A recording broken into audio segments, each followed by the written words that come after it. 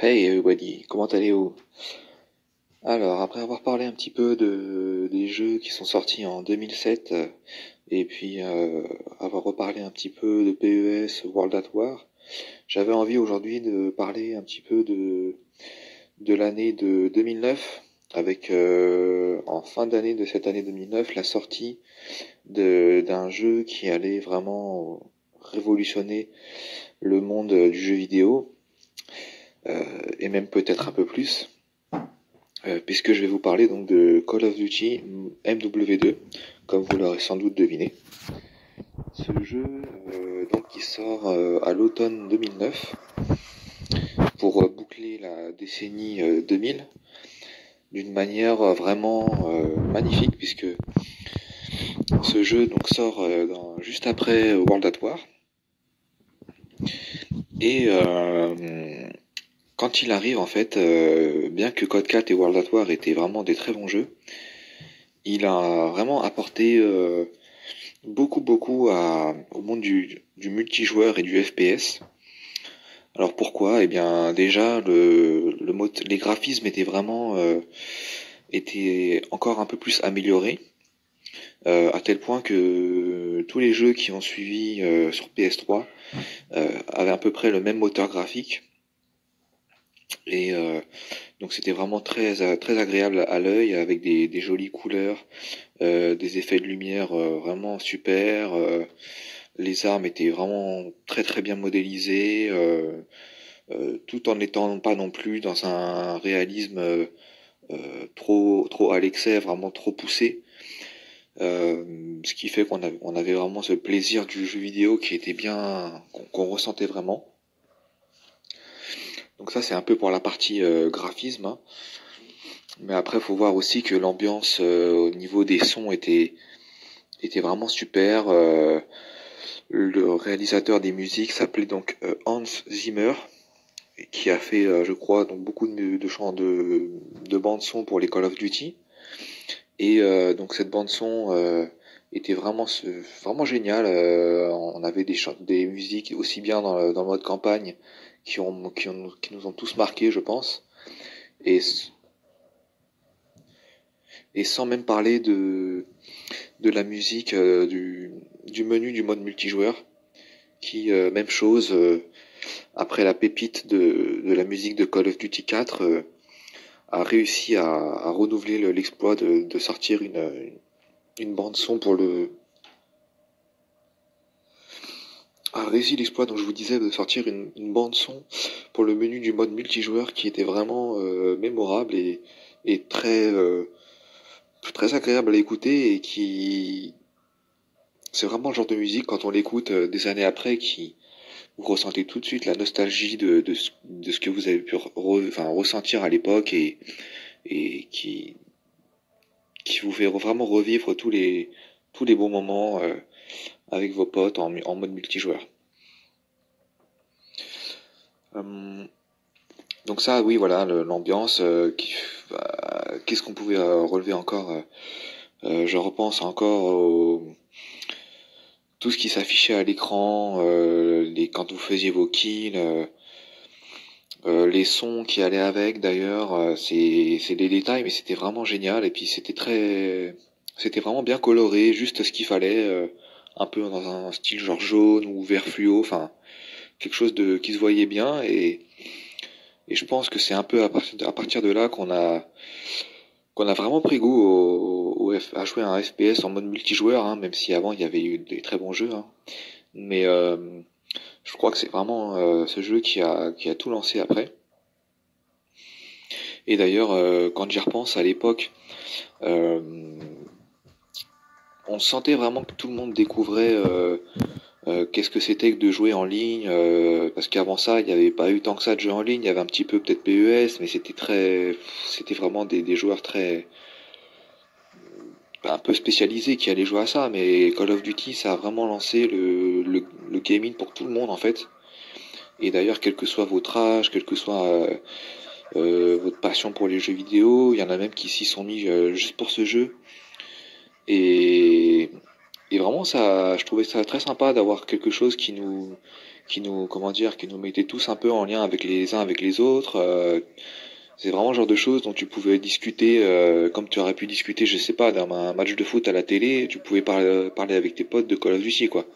Et ça, vraiment, quand le jeu il atteint ce genre de choses-là, c'est vraiment génial. Donc, ouais, voilà. Donc du coup, en plus de ça, c'est un jeu qui s'est vendu, qui a pété le record de vente à l'époque, puisqu'il s'était vendu approximativement à 30 millions d'exemplaires. Je parle même pas après des reventes d'occasion, hein, bien sûr, mais voilà. Et donc déjà, ce chiffre est très parlant, hein. Je pense que 30 millions de gens qui l'ont acheté, ça montre bien, déjà ne serait-ce que ça, l'engouement du jeu. Et, euh, et d'ailleurs, ça me fait penser également que c'est à cette époque-là que ça a un petit peu aussi lancé tout ce qui est sur YouTube après, parce que il y a notamment eu des youtubeurs comme Diablo X9 qui sont arrivés à ce moment-là. Et d'ailleurs, avant lui, il n'y avait pas vraiment de youtubeurs gaming, en tout cas pour ce qui est de la partie francophone. Après, je connais moins tout ce qui est en Amérique, mais que ce soit aussi bien lui que d'autres, ça a vraiment, il y a eu vraiment un engouement après, même sur YouTube, avec les montages pour ceux qui faisaient du sniper, notamment les trickshots. Il y a eu des premières choses qui ont été lancées aussi avec des nouveaux mots qui sont apparus, comme dire que telle arme était cheatée par exemple. Là, je trouve ça me fait penser à l'arme qui était en l'occurrence l'UMP45. Une arme, oui, qui était, on peut le dire, je crois que c'est vraiment l'arme la plus efficace de tout Call of Duty confondu, puisque vous aviez les performances d'une mitraillette associées à celles d'un fusil d'assaut. Donc vous pouviez en gros faire remporter vos duels sur des courtes distances, des duels rapprochés, quoi. Et vous pouviez aussi bien avoir une très grande efficacité à un peu, on va dire, moyenne longue distance. Donc ça rendait cette arme redoutable. Vous faisiez tomber vos adversaires vraiment très très rapidement. Le tout avec une précision redoutable, encore une fois.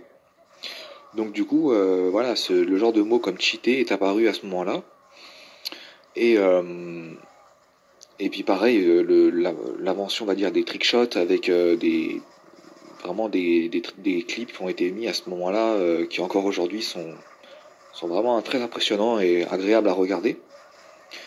Et puis voilà, après, cette passion pour faire, moi c'était pas vraiment mon cas, mais je sais que la passion de faire des montages, de d'essayer voilà de rentrer les meilleurs clips possibles avec des nouveaux termes comme même si euh, encore une fois les deux Call of Duty précédents ont aussi contribué, mais on parlait encore plus de la quad feed, enfin de la feed en général, et puis de faire des quad feed, c'est-à-dire de faire donc 4 kills à la suite et que ces kills là apparaissent dans la barre des feeds.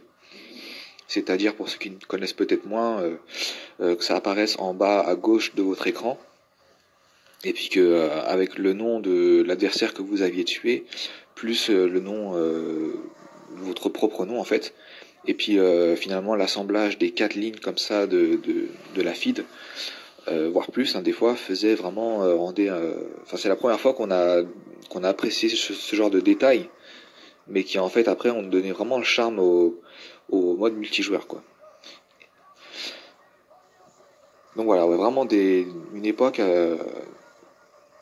Je parlais notamment de Diablo X9, mais il y avait aussi un autre YouTuber qui était Kairi78. Même chose, hein, c'est le genre de personne qui a contribué un peu après, il y avait Monsieur le B12, bien sûr.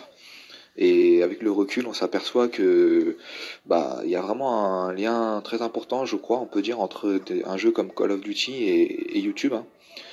Et même après, on pense à la chaîne communautaire Code QG qui rassemblait un peu tout ce monde-là et qui permettait à tout le monde de diffuser ses clips, où il y avait même d'autres choses que les clips de kills comme des snipers. Il y avait aussi les gens qui jouaient au couteau, On avait les joueurs qui, donc on les appelait un peu des ninjas, qui aimaient bien un petit peu ridiculiser leurs adversaires en se faisant le plus discret possible.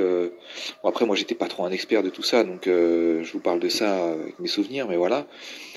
Et puis plein d'autres choses qui sont apparues, comme les gens avec on appelle ça les épiques réactions, qui hurlaient quand ils rentraient un clip incroyable, ou quand ils arrivaient à faire une Moab ou une nuque, en l'occurrence sur MW2.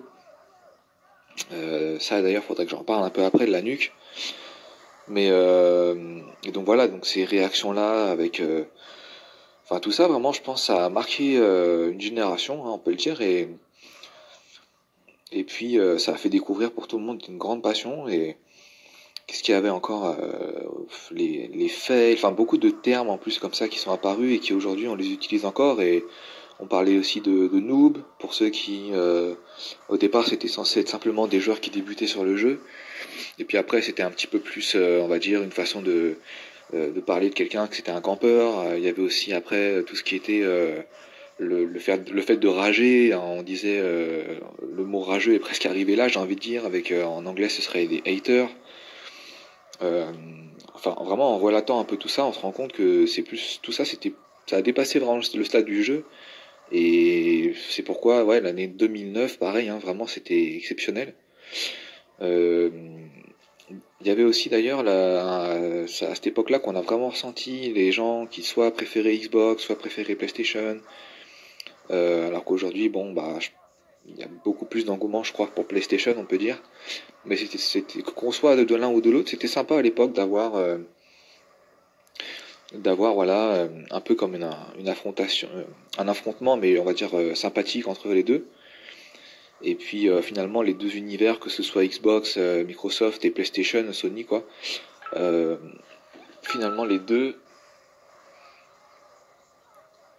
finalement ces deux univers-là se complétaient très bien. Et puis je veux dire, ils avaient tous les deux leur place. Et, euh, et en fin de compte, tout ça était assez, on va dire, positif dans l'ensemble. Xbox de son côté avait sa manette qui était peut-être plus faite à la base pour le FPS, avec ses gâchettes un peu incurvées et adaptées à la sensation, on va dire, de tir. Et puis son joystick, enfin ses deux joysticks un peu désaxés qui étaient assez confortables, pareil pour ce qui est des déplacements un peu liés au FPS. Et une prise en main vraiment géniale aussi. Et puis Sony avec sa manette très connue et qui était sortie déjà sur la PS1 et la PS2 et qui elle était assez polyvalente mais tout aussi agréable, on va dire, à jouer. Et